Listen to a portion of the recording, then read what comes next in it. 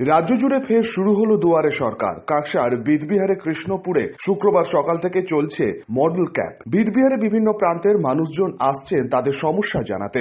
আবেদন করছেন বার্ধক্য ভাতা, বিধবা ভাতা, লক্ষ্মী ভাণ্ডার, কন্যাশ্রী, রূপশ্রী, যুবশ্রী সহ বিভিন্ন সরকারি প্রকল্পের। দুয়ারে সরকার এত দেরিতে হচ্ছে, মানুষের ধৈর্য থাকছে না। তো যাতে দুয়ারে সরকার হয়ে আরও উপকৃত অনেক লোকে পায়। আপনাদের কি কি সমস্যা ছিল এখন? আমাদের সমস্যা অনেক কিছুই, যেমন ধরুন এই বার্ধক্য ভাতা ফর্ম ফিল আপ করতে পারছে না। ফর্ম যদিও পাচ্ছি, তাহলে ফর্ম ফিল আপ করতে কেউ পারে না, পারবেও না। এর জন্যে কাউকে তো সহযোগিতা করতে হবে, সেরকম কেউ সহযোগিতা করলে। ক্যাম্পে তো সহযোগিতা করতে দেখা যাচ্ছে। হ্যাঁ, ক্যাম্পে সহযোগিতা করছে, কিন্তু সবাই তো পারছে না। কিছু কিছু কোড নাম্বার রয়েছে যেগুলো আমরা পারছি না। সেই সব মানুষরা আমাদের পাশে থাকলে আমাদের একটু সাহস হয়। সনাতন গড়াই, 99 নিউজ বাংলা, কাকসা।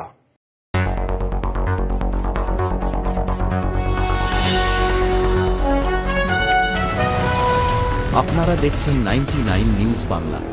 বদলাবো আমরা।